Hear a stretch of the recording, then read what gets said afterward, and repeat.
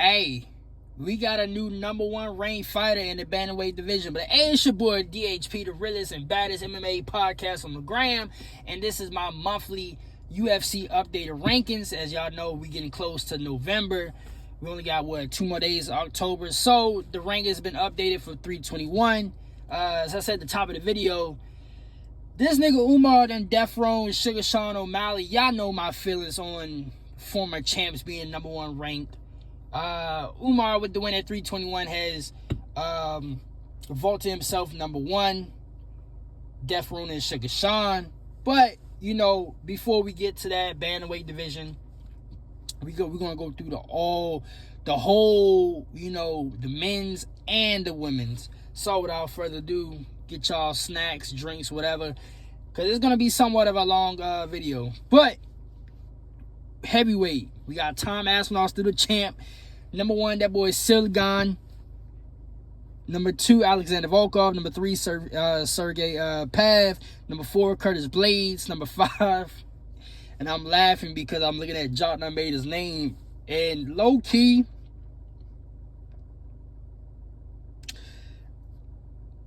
I would not be surprised. Don't be surprised if Jotna Almeida actually gets cut. For some odd reason, the way the UFC been going this year, and even because we seen some niggas, they even coming off winning streaks, and for some odd reason they get cut. So don't be surprised. And then with Dana White, what he said at the press conference, he was glad that decision was scored for Volkov. I would not be surprised if a nigga like Jotna Almeida gets cut. Especially if he lose like one more, he's probably going to get cut, which is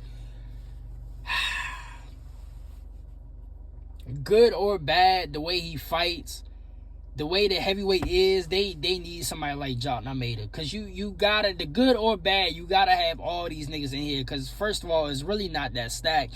Yeah, for those of us that watch the Dana White Contender Series, there is some heavyweights that have gotten a contract due to the Dana White Contender Series. So there is a couple of heavyweight prospects that's potentially going to fight themselves in the rankings within like the next year or two. But for right now, it's really not all that stacked as far as like not only star power when you see the name on paper, but when you actually watch the fight on eye test, the skill gap in heavyweight is I say this all the time with light heavyweight, where the skill gap is kind of like far in between. Heavyweight is just that much greater. So good or bad, you need somebody like Jotna Almeida, because at least he's a specialist in something, But Jotna Almeida #5, #6, Eduardo Costa, Cortez Acosta, which he's fighting on the card this weekend. Sergey Spivak, #7. Delu still ranked inside the top 10. He's 8th. Marcin Tavares is 9th. Ante Deja, I don't know how to pronounce his name, but that's Tom Aspinall's teammate. He's ranked 10th. Shamil Gavziz, 11th. Tai Tuivasa, still in the top 15. I don't know how, but he's still in the top 15. He's ranked #12. Mick Parkin, #13. Walter Walker, the heel hook up death. The nigga that people was claiming he's going to beat, Tom Aspinall. He's the one to destroy Tom Aspinall because Tom lost. Tom lost in the past with a heel hook. He is ranked 14th.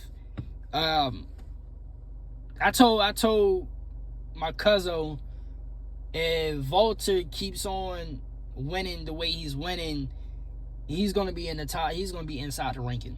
He's going to be inside the ranking. That's for top in the top 10. That's for damn sure.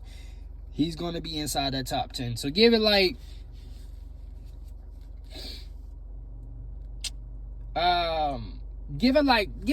midway next year, he's going to be inside the top 10. I want to say early next year, but I think he got hurt in the fight. I forgot what he broke, but he got hurt in that fight. So he's going to be out for a little while. So, yeah, midway through 2026 next year, he's definitely going to be inside that top 10. And then we got Tyson Teixeira, 15th ranked. We all know he lost to Delu in a I wouldn't even say heartbreak fashion, more like, I don't even know what the fuck to call that, because skill wise, I thought Teixeira was, was gonna beat D-Lew, but D-Lew showed that he's still fucking D-Lew. And yeah, he low-key shocked the world on that one. But Tallison, even with that loss, is still ranked 15th. So, I mean, in heavyweight, as I pretty much say over and over with heavyweight is not going to be too much movement going on, just because of who's being booked and who's losing, and, who's the people that could potentially make some noise in the top 10 rankings, inside the top 10 rankings. They're really not ready yet. But soon enough, they keep on winning, they're going to make some noise. So at best, maybe like during the springtime of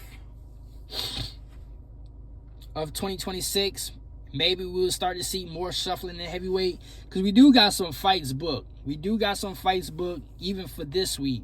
So you could say, depending on who win this week, there's going to be some more shuffling.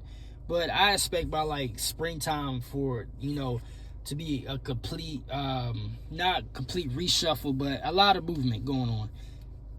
Because definitely, with the rebucking of Cyril and Tom Aspinall, depending on who win that fight. If Cyril, y'all know how this shit goes. Cyril beats Tom Aspinall, he's definitely going to get shuffled back.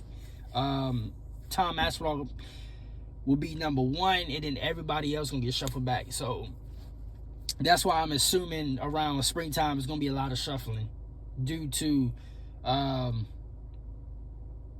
if Cyril was able to beat Tom Aspinall. But other than that, I mean, it's still kind of same old. Based on this right here, Volta Walker is really the only like true movement as far as like entering the top 15 rankings. Then you got Shamil Gavzi going up 1 spot. So ain't really too much going on.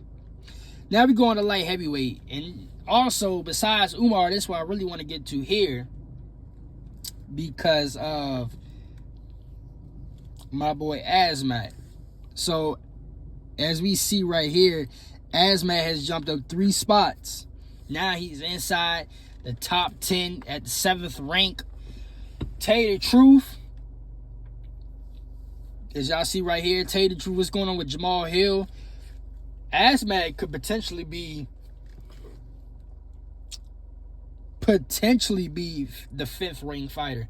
He potentially could be the 5th ranked fighter. But let me go through the whole list, and then we'll talk about it. So Alex Pereira is the champ. Yuri Prochazka is ranked number 1. Megami Ankalaev is ranked number 2. Surprisingly, they got him tied, but and it's funny because Umar and Sugar Sean was quote-unquote tied, but now that Umar has sold, essentially took the rank number 1.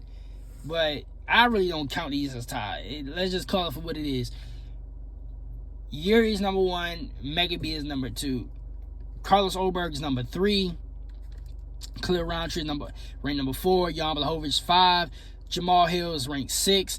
Azmat Murkanov is number 7. Dom Ray is number 8. Volkan Ozdemir, number 9. Number 10 is Alexander Rukic. Number 11 is Bodan Guskov. Number 12, Johnny Walker. Number 13, Nikita Krylov. Number 14, Lonzo Minfield. And number 15 is Zhang Mingyang. So, light heavyweight, I expect Azmat honestly to be like in that top 5, because Jamal Hill, so I really haven't talked about it, but I've seen it. Jamal Hill ain't coming back. He's like on some Shavkat shit where there's a lot of injuries going on with him, and it's not really a lot of injuries. It's more so like his Achilles. His Achilles really haven't healed up the way it should have, and that's kind of hindered his performance. As we all seen with Yuri Prochazka, and then Khalil Roundtree. And shout out to my sources, I got tipped off that Jamal's Achilles still wasn't really 100% ready, which I could kind of tell already just how he fought Yuri, but you would kind of think as the weeks go on, it'll get stronger and stronger. No, that wasn't the case. there was still some, swelling and shit like that with him going into Khalil Roundtree. Obviously, Khalil Roundtree knew because he was on his precise Muay Thai shit. He was attacking that Achilles. And, that's how... Really, it was an outclassing, but more so Khalil knew what the fuck Jamal was going through, so he exploited that. And once again, shout out to my sources. I kind of got tipped off about Jamal's Achilles not being still up to par. So with all that in mind, yeah, Jamal Hill's saying he's not retiring, but he's taking a while. He's taking pretty much a year off just to, recover and recuperate. So we may not even see this nigga Jamal Hill until like 2027, damn near, if not at the end of 2026. So with Azmat beating Alexander Rukic, him moving up to the 7th rank, Jamal Hill is going to be out the picture for some time. Jan Blachowicz, now, we see you on this corner right here. He's being booked in a fight with Bodan Guskov. Actually, at the next pay-per-view, not 322, but 323 in December. There's gonna be some more shuffling. I would personally move Azmat to, at best, the 6th ranking. You could make a case that Azmat should be in the 5th ranking, but I would give him the 6th ranking because Jamal Hill, and that's one of the things I'm interested about, how they're going to introduce meta into the equation, this little AI shit that they got going on, because we need to start adding activity into the equation. Like, if you, especially for the niggas that have been turning down fights, like, if you inactive for a certain amount of time, you have to drop a ranking. Almost, low key. It's kind of like, how can I want to put this?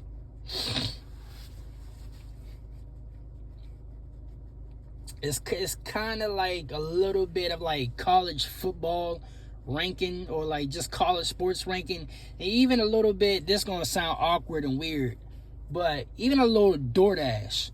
Like, for the niggas that DoorDash, y'all know how we do our deliveries and shit like that, but after a certain amount of days, the deliveries, certain amount of deliveries get flushed out and recycled.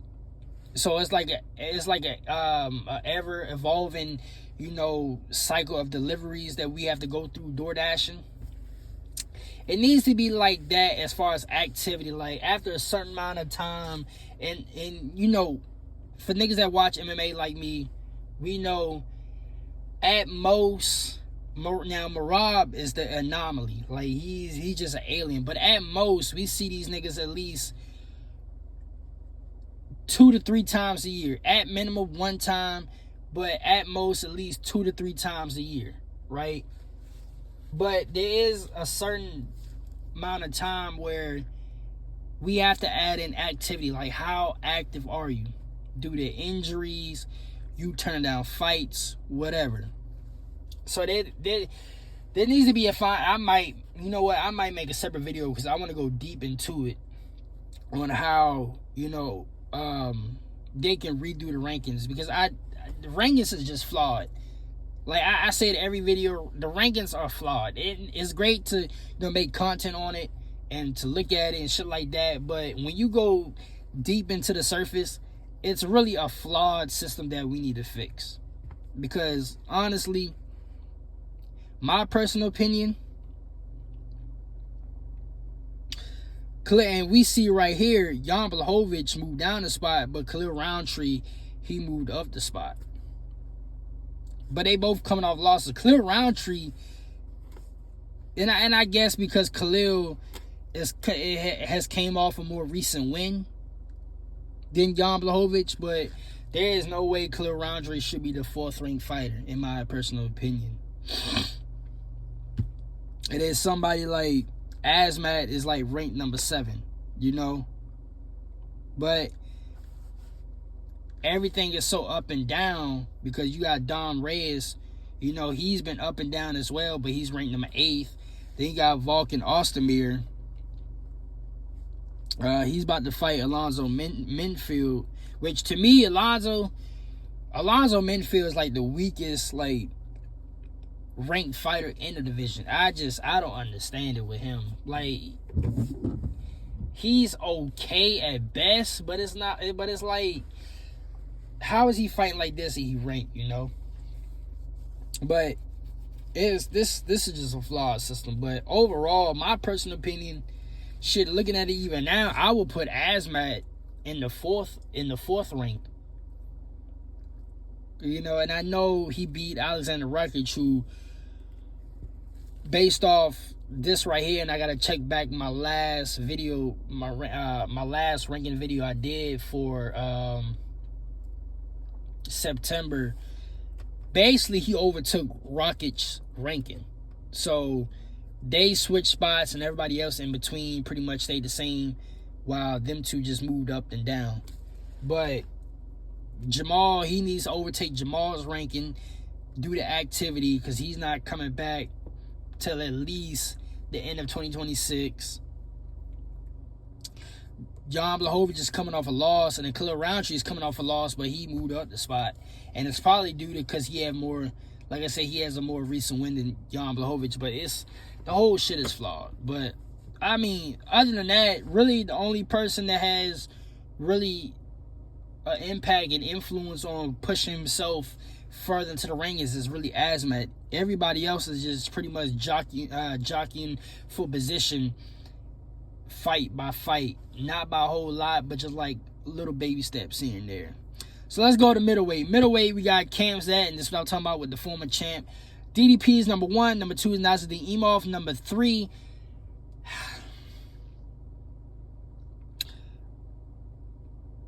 right here. This is exactly what I'm talking about. I don't know if y'all can see it. Let me try to zoom in. But Sean Strickland, number 3. Sean Strickland is still the 3rd ranked fighter. He's still in the top 5. And not only is he coming off a loss, but he's been inactive for some time now. He's been inactive for some time now due to suspension. Now, go back to my video I made on my other platform about his suspension. It was like a month or 2 ago, I believe. I believe I made that like beginning of September or something like that, where I felt like as we went on, especially with the fights that was being made, I felt like Sean was gonna have to fight himself back into a top 3, top 5 ranking, because not only is he coming off a loss, but his inactivity due to suspension, everybody else is going to push themselves further into the rankings, where it's going to bounce Sean out of his spot. Apparently not. And this is what I'm talking about with the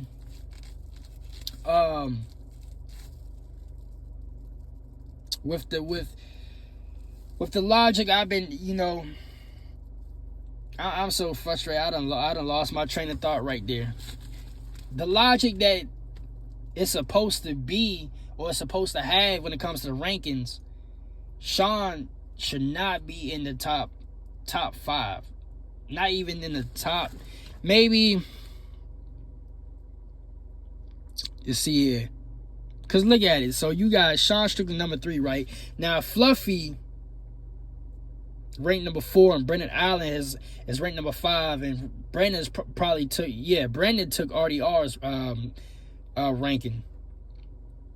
How is Sean Strickland ranked number 3? Is beyond me. I'm trying to tell y'all, bro. Like, I try not to rant about it, but I rant about it every damn time. This don't make no sense. At best, Sean should be ranked number 6. Honestly, he should be ranked number 6. But Fluffy number 4, Brendan Allen number 5, like I said. Izzy number 6, 7 is K.O. Barello, 8 is RDR, number 9 is Robert Whitaker, 10 is Michael as MVP, number 11 is Jared Cannonier, number 12 Roman Delitse, number 13 Paulo Costa, number 14 Marvin Vittori, number 15 is Joe Pyfer. I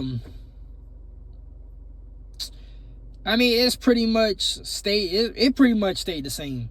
Other than Brennan Allen and the RDR, it's pretty much stayed the same.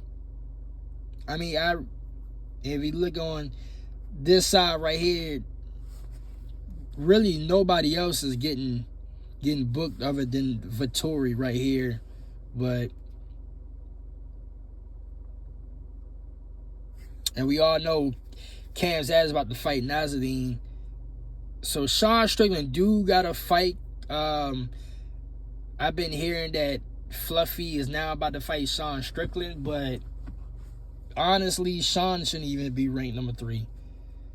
But I'm gonna make a separate video on this. Because I don't want these rants. I be doing every rankings video to be the main focus. But welterweight at 322 is crucial. 322 in about 2 weeks' time is crucial. I mean crucial. So JDM is the champ. Belair's number 1. Sean Brady's number 2. Shavkat is number 3. Number 4 is Leon Edwards. Number 5 is Marty Usman. Number 6 is Ian Gary. Number 7 is Joaquin Buckley. Number 8, Michael Morales. Number 9, Carlos Paredes. Number 10, Kobe Covington. Number 11, Gilbert Burns. Number 12, Jeff Neal. Number 13 is D-Rod. Number 14 is Gabriel Buffoon. And number 15 is Mike Malott. Now, it could be a lot of shuffling. I'm telling you, after 322 could be a lot of shuffling going on because it's really low-key.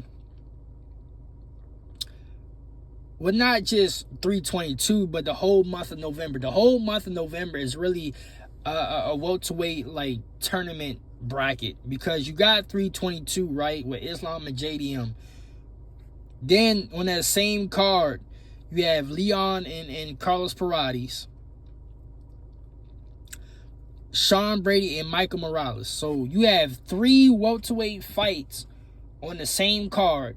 And all 3 of these fights is all niggas dealing with the top 10. You know, Sean Brady and Michael Morales, both inside the top 10.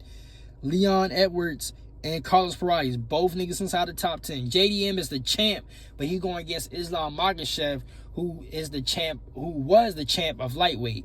So basically, we can count that as inside the top 10 because you got the champ of welterweight and the former champ of lightweight going against each other, 2 champs. So we can count that shit too. And plus, if Islam do get the job done against JDM, everybody else is going to get shuffled back anyway because the former champ automatically goes to the number 1 ranked position. So 322 it's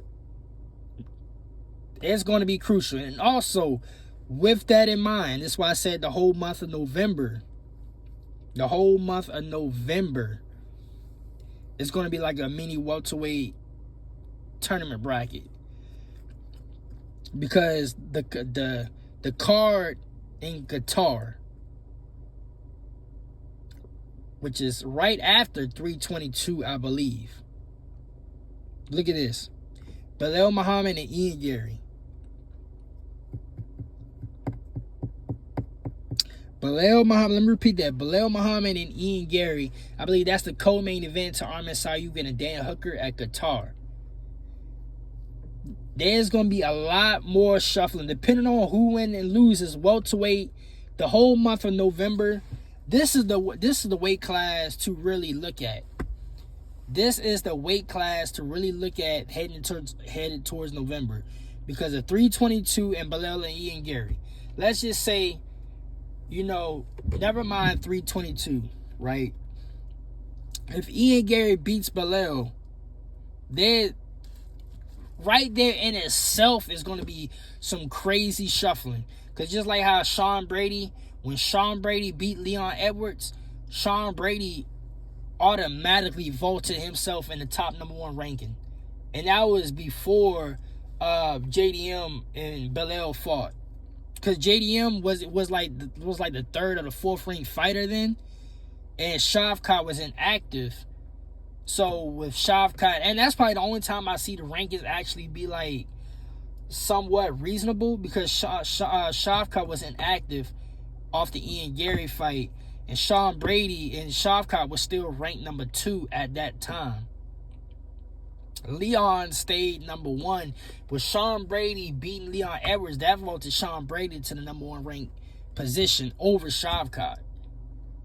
So let's just skip ahead 322, right? Ian Gary has the most to gain out of anybody. Out of anybody that's fighting in the welterweight division, as far as pure ranking, Ian Gary has the most to gain. So you got Carlos Paredes, right? Let's just say Carlos Paredes beat Leon Edwards. Okay, Leon is number 4. So depending on how which way it goes, Carlos is going to be top 5. If not, it's probably 6. Because you also got Marty Usman that's coming off a dominant win over Joaquin Buckley, right? Joaquin Buckley is number 7, right? Marty Usman is coming off a dominant win over Joaquin Buckley, and Marty Usman has stayed inside the top 5. But then you have Michael Morales and Sean Brady. Let's say Michael Morales beat Sean Brady. If anything, Michael Morales is going to be either 2nd or 3rd rank, right? He might take the 2nd rank because Shavkat is not active right now. Okay, let's say Islam beat JDM. Okay, well, Islam beat JDM. Islam's going to become the champ, but JDM automatically is going to be the number 1 ranked fighter, so everybody's going to shuffle back. Ian Gary, if Ian Gary beats Belair, one or two things going to happen. Either he becomes the number 1 ranked, or he's going to be the number 2 ranked. So if you really think about it, Ian Gary has the most to gain of winning his matchup in this whole welterweight paradox timeline, because everybody else is going to be, and that's if, and now, yeah, because even if JDM wins, right, like I said, Islam is not even ranked in welterweight right now. It's really only going to affect that much if Islam becomes the champ. But Ian Gary has the most to gain because he's either going to be number 1 ranked or number 2 ranked. Anybody else is not going to be number 1 or number 2. Belair, and I'm not even counting Belair if he wins, because Belair really has nothing to gain other than potentially fighting for the title again. But that all depends on that, that dynamic of, do he want to fight Islam? Because you know how these niggas is when they don't want to fight their teammates or their friends, whatever. Same shit that's going on with Tom Aspinall. So I'm not even including Belair, because Belair is going to stay where he's at. But the most to actually gain, like I said, is Ian Gary.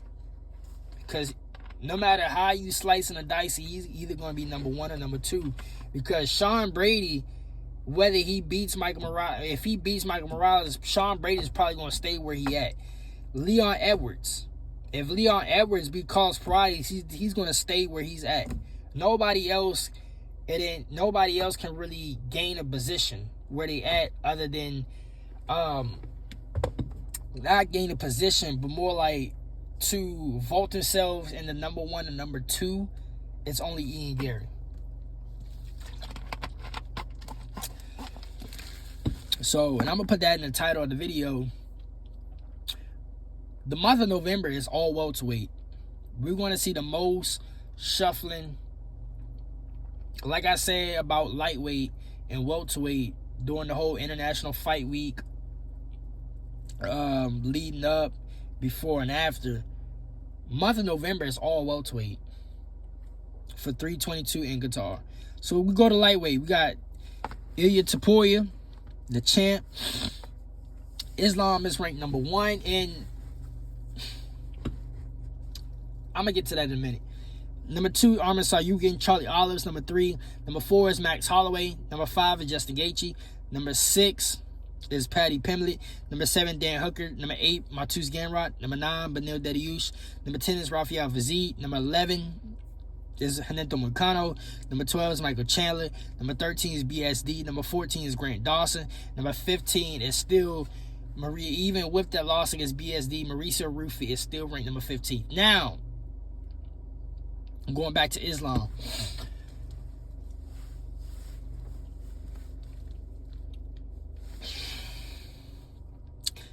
Now, I said a couple weeks ago, what was it, last week or the week before, that I felt like Islam and, Islam he wasn't making a permanent stay at welterweight. He probably just going to fight JDM and then potentially come back down to lightweight. And I addressed it like on another video where his teammate saying that welterweight is actually a permanent stay. He is planning on winning that belt and defending the belt. But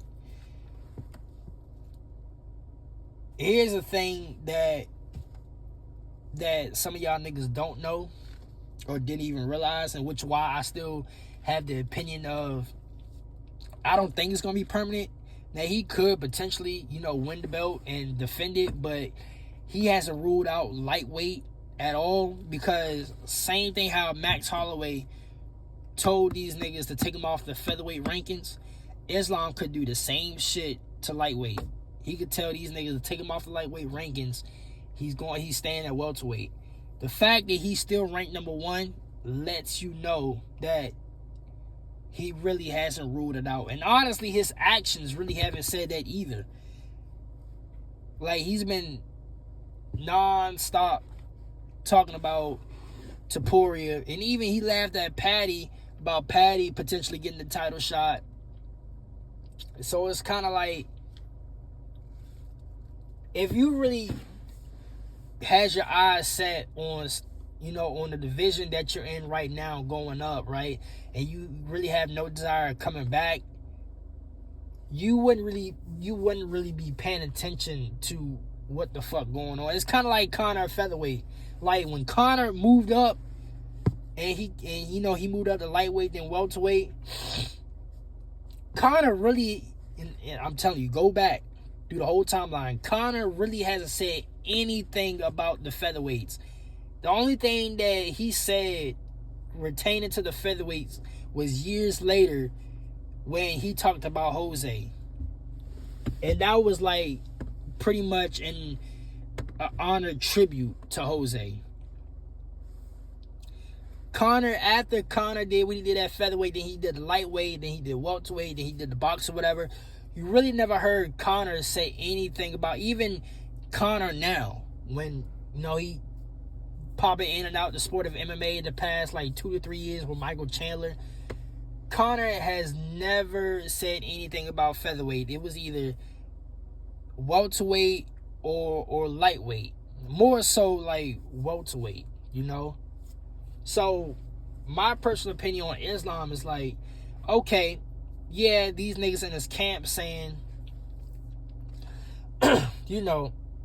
he's staying at welterweight and that's, he has no desire coming at lightweight. But Islam's action says otherwise to me, because he's still talking about Topuria, he's laughing about Paddy, he's still in the rankings at lightweight, just like the actions of Conor. We knew that Conor was not going back to featherweight, and that was based off his actions, the way he talked, and the way he was negotiating his fights. Max Holloway said he wasn't going to come back to featherweight, and he told these niggas to take him off featherweight rankings, which they did. And this is where we at with Max, where he fought Dustin Poirier, now he's about to fight Charlie Olives, and this is all at lightweight. Islam's actions has not shown me otherwise that he's done with lightweight. Like I said, he could potentially win the belt and defend it, but him coming back to lightweight, that's not out of the picture at all, because he's still worrying about Topuria. So I just want to speak on that. But other than that, lightweight, other than Max Holloway, it seemed like Max Holloway lost the spot with Charlie Olives winning. But other than that, I mean, it's pretty much stayed the same. Like, it's pretty much no movement at all, other than Charlie and Max flipping the spot. So we go to featherweight. Volkov, the champ. I said Volkov. Volkanovski, a.k.a. Volk. Volk is the champ, cooking with Volk. Volk is the champ. Masar Evlov's number 1. Number 2 is Diego Lopez. Number 3 is Yair. Number 4 is Leroy Murphy. Number 5 is Aljo. Number 6 is Arnold Allen. Number 7 is Yusuf Zalal. Number 8 is T-City, which I believe he should go up to lightweight. Number 9 is Josh Emmett. Number 10 is Genie Silva. Number 11 is Pitbull Patricio. Number 11 is Steve Garcia. Number 13 is David Onamba. Number 14 is Dan Ige. Number 15 is Giga Chickadees. Now, this weekend's fight card is between Steve and David, so that'll be interesting. We're going to get to that fight card tomorrow on my other platform. But Volkov, I said Volkov. I keep saying Volkov. Featherweight, the way it's set up is looking pretty nice right now, but as you can see right here, pretty much majority all these niggas other than who we're going to see this weekend has no fight booking. So it is what it is at featherweight and the first domino effect is really going to be who Volk defended the belt against. Once we find out who Volk defended the belt against, then everybody else is going to fall in line with their fight bookings. Because it was looking like Leroy Murphy, but now it's looking like, word on the street, Leroy Murphy is fighting Diego Lopez. So, and before Leroy Murphy did what he did against Aaron Pico,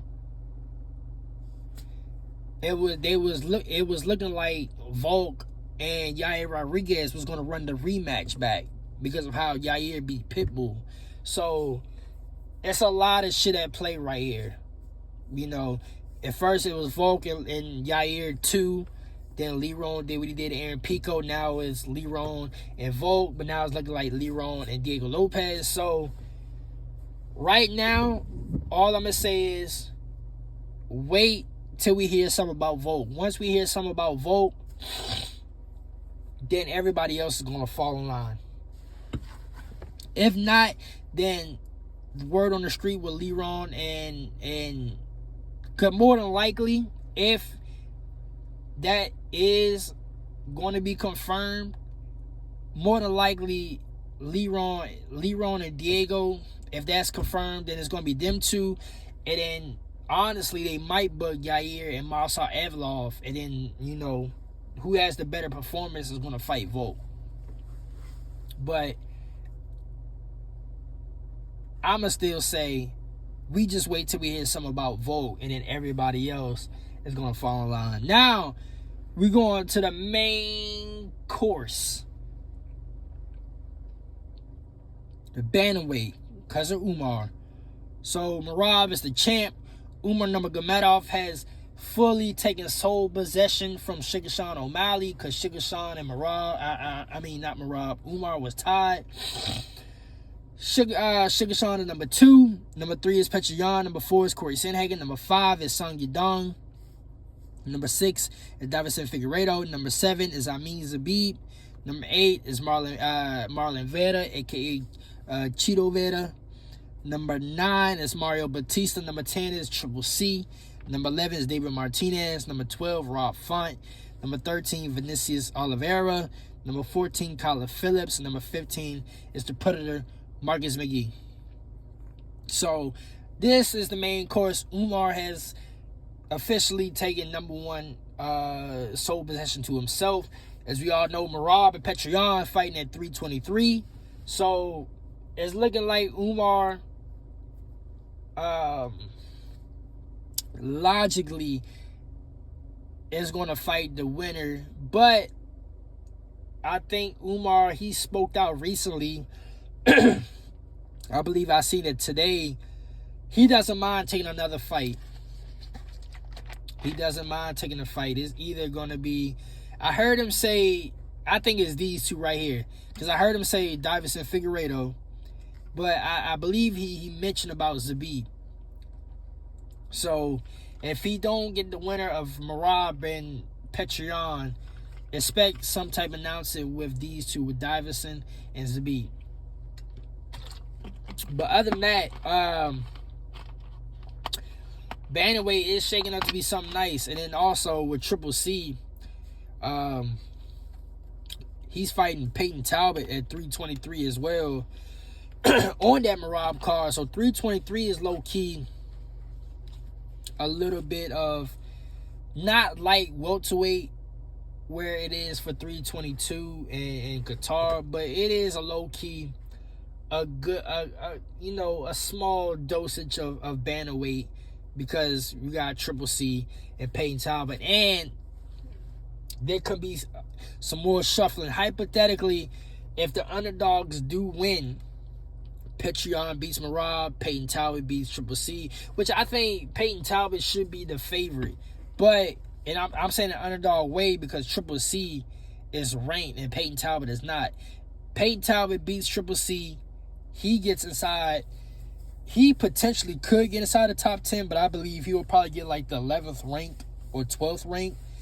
But he would get a ranking and basically shuffling somebody out while Petrion becomes champ. Merab would slide down to number 1 rank and shuffling everybody back for real. So it ain't gonna be as much as 322, but depending on if the underdogs come up the clutch, there could be some shuffling in bantamweight too after 323. But other than that, it's pretty much stayed the same.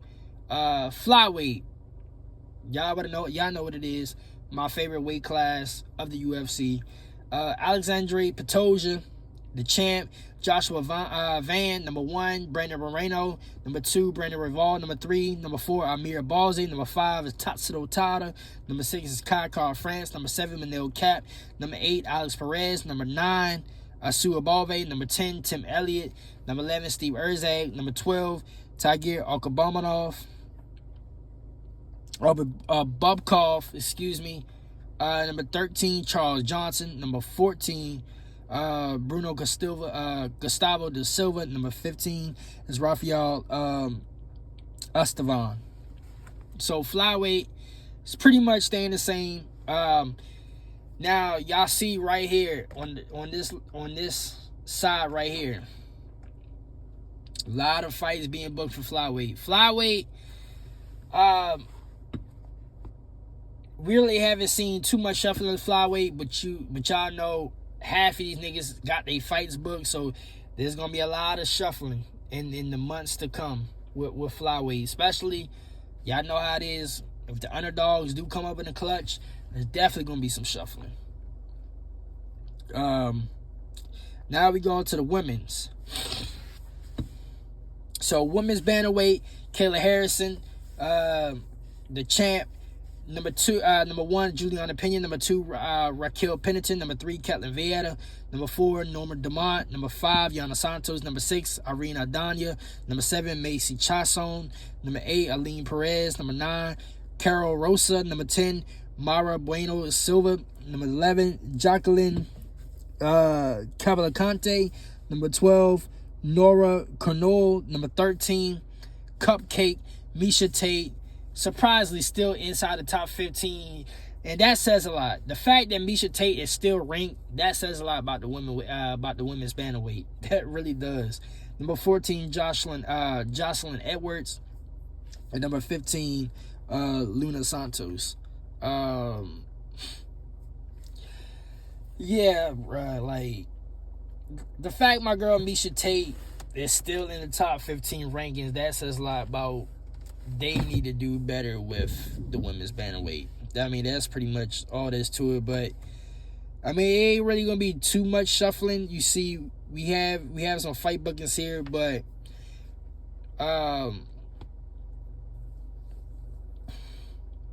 we'll see a lot of shuffling if Amanda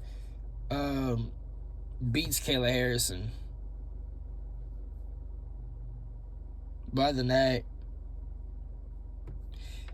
I mean, it is what it is with women's bantamweight. Misha Tate still in the top 15. That's low key damning. That is low key. That's not even low key. That's high key damning. Cause my girl Misha Tate, her days was like a decade ago. Like, yeah, she had a nice comeback run like the past, like, what, 2-3 years, but come on, her days of like being like legit dominant, that was a whole decade ago with her and Ronda and Kat Zingano. So and this is what I mean about, you know, the logic of the rankings nowadays, because her activity is kind of like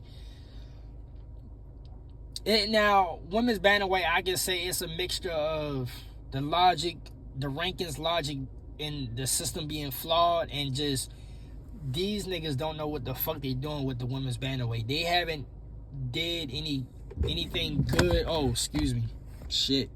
They haven't did anything good to get the women's bantamweight division going, as far as like highly touted prospects to, you know, to flush out all the OGs of the sport in the weight class.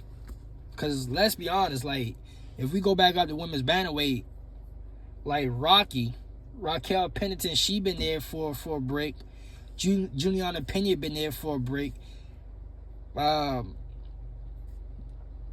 Vieira, she was one of the up and coming ones that was supposed to take over. But I guess you can still kind of say she's not really up and coming no more, because she's been in the UFC for a while. But it's kind of like her and Irina Danya. Like, those were the two that was supposed to be like up there in the rankings, like consistently. But because they've been in there, because we 2025. So I gotta check when they actually, you know, debuted, but they've been in the UFC for a good while. Like, you really can't say they really up and comers. Like, some of these ladies, like right here, like Jocelyn Edwards or Luna Santos, like, I'm not really familiar with them. So to me, I think they're like up and comers, but they could have been in the UFC for a while. It's just taking them a good while to break in the rankings. But Irina Danya and even Yana Santos, she's been in the UFC for a good while too. A lot of niggas that, you know, like some of the newer fans, her original name was Yuna Kunitskaya, but obviously she got married to Thiago Santos. So y'all know how it is when, you know, people get married, the female changes their last name to the male that they married to. But Yana, she's been in the UFC for a while too. So, and this is what I mean. Macy Chasson, she's been in the UFC for a while, and this is what I mean about the UFC hasn't done a good job of getting some highly touted prospects to flush the OGs out. Because the fact that Misha Tate is ranked number 13, that lets me know like the state of the women's bantamweight division. And really, to be quite honest, I mean, I'm always going to tune in for Caitlin Vieira and Irina Danya, but who is really for like the casual fans, right? Or even like some of the hardcore fans out there, for real. Because you can say that about any of the fans of the UFC. Who is going to check out the women's bantamweight division other than the three that we know of: Juliana Pena, Kayla Harrison, and Amanda Nunes? And we could throw Rocky in there too, because, you know, the OG fans of the sport, you know, especially the niggas that have been watching it for a whole decade now, we know who Rocky is. You know, best friends with, you know, Amanda Nunes. And even on the old, when the Tough series was actually good, even, you know, on the same team, and she was a teammate of Juliana Pena. So we know who Rocky is. But other than Rocky, Juliana Pena, Kayla Harrison, and Amanda Nunes, who else is, I'm going to say not majority, but who of that half percentile, who are they going to check out in women's bantamweight? Now, me personally, The only other people I'm gonna tune in for is Caitlin Vieira and Arena Danya. But other than that, a lot of other niggas don't even know Caitlin Vieira and Arena Danya. So you see what I'm saying? Like they got to be some type of, take and give. They got to do better. Point blank, they got to do better. Women's flyweight Valentina. Now this right here, out of all the women's weight classes that we have, the 3 women's weight classes, this is the most stacked and loaded weight class that we have. Especially with Weili Zhang coming into the picture. So we got Valentina the champ. Maron Farah is still number 1. Natalia Silva, number 2. Alexa Grasso, number 3. Number 4, Erin Blanchfield. Number 5, Macy Barber. Number 6 is Doug Rose. Number 7 is Jasmine the Vicious. Number 8 is Tracy Cortez. Number 9 is Karine Silva. Number 10 is Miranda Maverick. Number 11 is Casey O'Neill. Number 12 is Wong Kong. Number 13 is Eduarda Mora. Number 14 is JJ Aldrich. Number 15 is Gabriela Fernandez.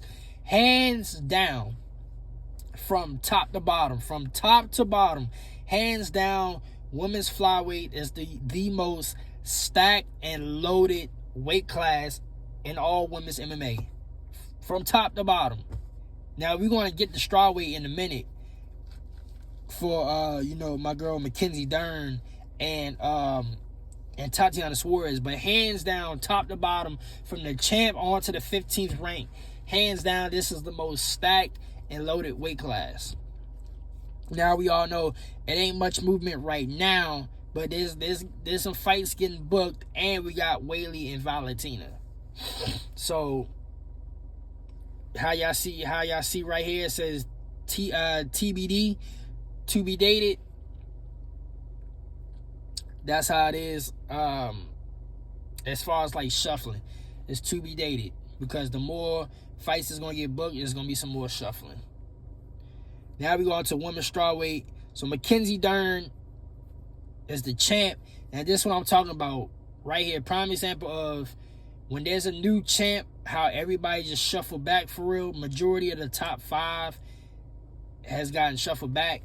So Mackenzie Dern is ranked as the champ, newly crowned champ. Ranked number 1 is Weili Zhang because she gave up the belt. Number 2 is Tatiana Suarez. Number 3 is Vanera Janova. Number 4 is Jan Exan. Number 5 is Amanda Lemos. Number 6 is Lupi Godinez.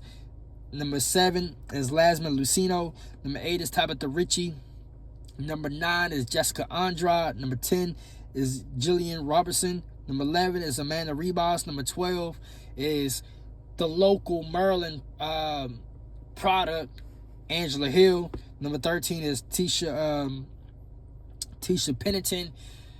For the new fans, Tisha Torres, but she is married to Raquel Pennington, aka Rocky. So you know how that is. I just explained it.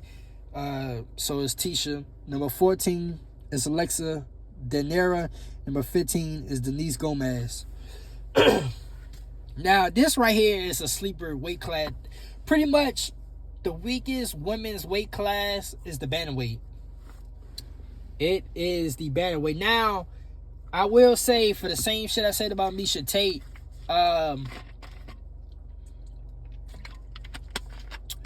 it is low-key damning that Jessica Andrade, years later, she's still in the top 10. Especially she coming off a loss.